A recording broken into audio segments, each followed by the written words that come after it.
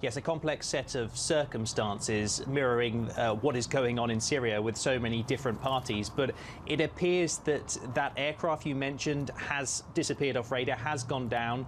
They now say that 15 people have been killed.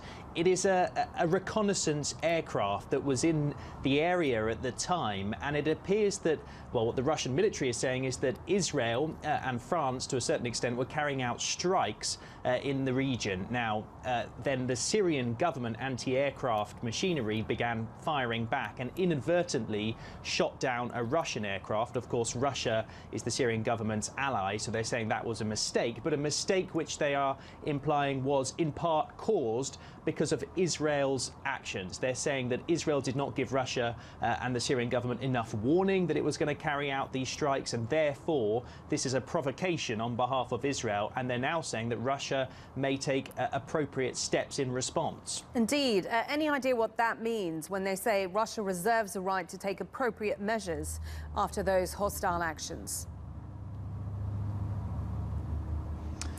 No, we don't know at the moment.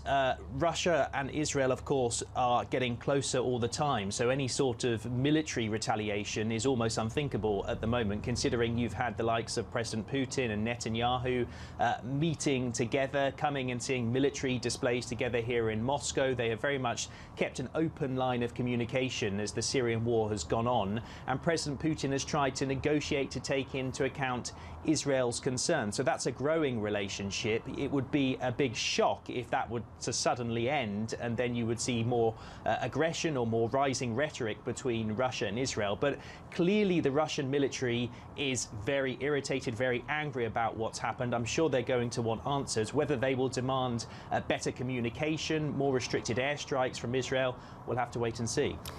This incident reminds us how many players they are involved in Syria's war. Do we have any idea what this sort of incident could have on the war going forward? Well, it comes just after those critical talks yesterday between Russia and Turkey, which were described as a new beacon of hope for Idlib, setting out this demilitarized zone which might avert a potential humanitarian catastrophe. So you have all these different countries negotiating, but this just reminds us how much of a tinder keg Syria can still be, because you have so many powers, superpowers, who all have their different aims and objectives for Syria, and they're all carrying out military actions to some extent over the past 5 years. When they clash with each other, there can be big repercussions. So now those hotlines, those communications between the likes of Russia and Israel will be crucial to avert this turning into a much bigger incident.